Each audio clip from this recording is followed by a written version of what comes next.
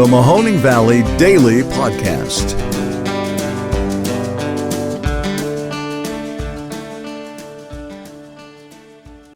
Hello, everybody, and welcome to today's episode of the Mahoning Valley Daily Podcast. It is the 14th of September. It's a Tuesday. Did you miss me? I was off yesterday because of, well, let's just say it was a very disappointing football weekend, and I just didn't want to get on the mic and have to wallow in front of everybody. The Ohio State Buckeyes took a really hard loss in Columbus to the Oregon Ducks. Apparently the carcass that is the Pac-12 still is breathing somewhat, and they went and they showed us that right here in the shoe. Totally sucked, and I was glad to get on to Sunday until Sunday happened. I mean, yes, there is a town not too far away from here that hosts a team called the Steelers. They have some fans around here, I guess, as well, and they did pretty good. They came in and they beat the Buffalo Bills in Buffalo, a team that is supposed to be in the running for an AFC spot in the Super Bowl. Turns out Big Ben's arm is not atrophied, has not completely fallen off, and they were able to make some plays down the stretch to beat that team. But who cares?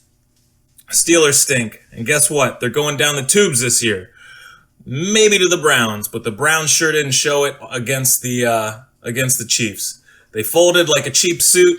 They were up 2 scores in the fourth quarter and decided to let Patrick Mahomes run roughshod over them like he does to darn near everybody else. We looked so great in those first couple quarters. Baker Mayfield could do no wrong. And then he ended with a whimper and a crash and basically pounding his fists on the turf right after he threw the game-clinching interception.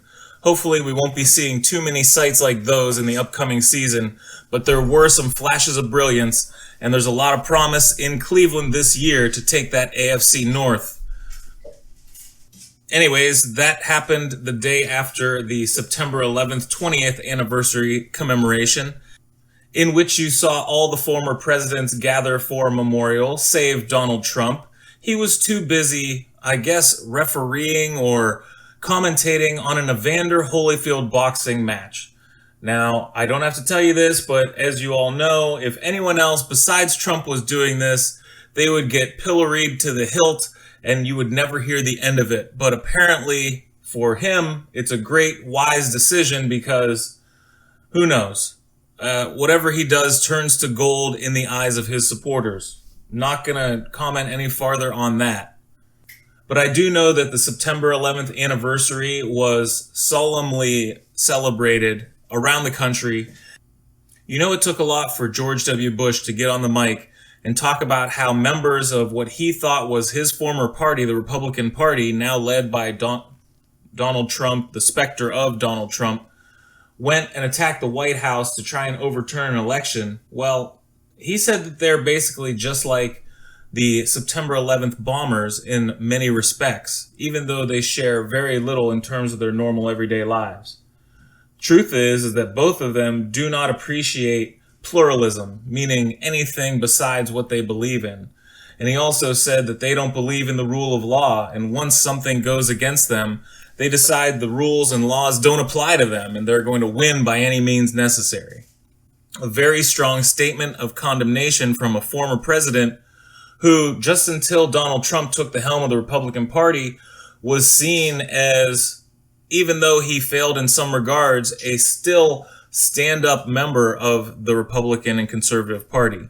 Not so much anymore. As soon as you turn your back on the orange guy, well, everyone turns their back on you too.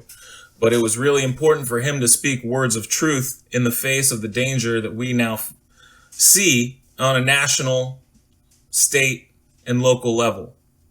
I mean, you got people like Josh Mandel running and possibly in the lead for a Senate seat from the great state of Ohio, who does nothing but spit vitriol and racist propaganda whenever possible.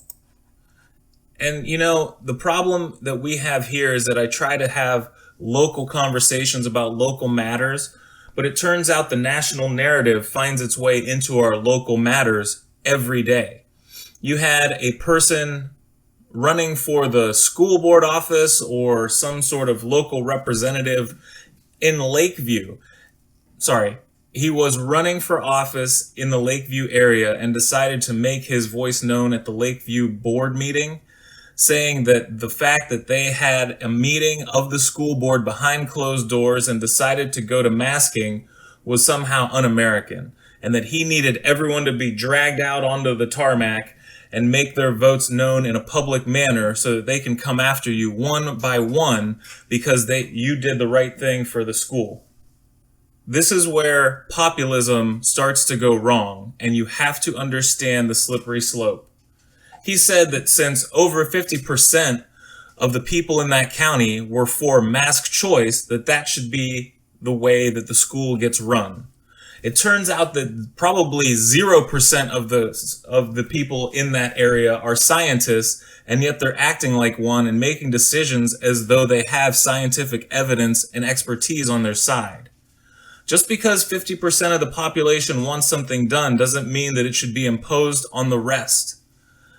And that's where you get the story twisted.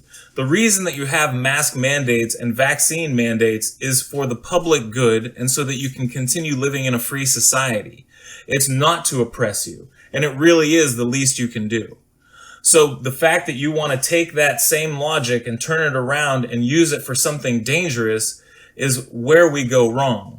So that's why we have an elected representative democracy, because if everything was put up to a vote, every rube in the street would be able to have a say-so on every matter that involves the public or public monies or anything. And that's not what we want, because what you have essentially is a very uninformed voting populace trying to make decisions for others. That's why we're supposed to be sending our best and brightest, and yet all we're doing is sending our most incendiary and those who kowtow to the leadership and those who are afraid of the masses the most. Those ones are the ones who seem to be running for office right now. Nobody who wants to take a stand against the crazy. Nobody who wants to take a stand for what is right and what is civil. All I'm seeing is more and more vitriol being spewed, and we all know where that goes. That is not the pathway to a peaceful resolution. I will get off my soapbox for now, but I'm sure there will be more tomorrow to discuss. Go out there and please shake a hand, or if not, bump a fist, whatever you have to do. Throw a smile to somebody. Let's make it a good day for someone else as well as yourself. Thank you very much. We'll see you tomorrow.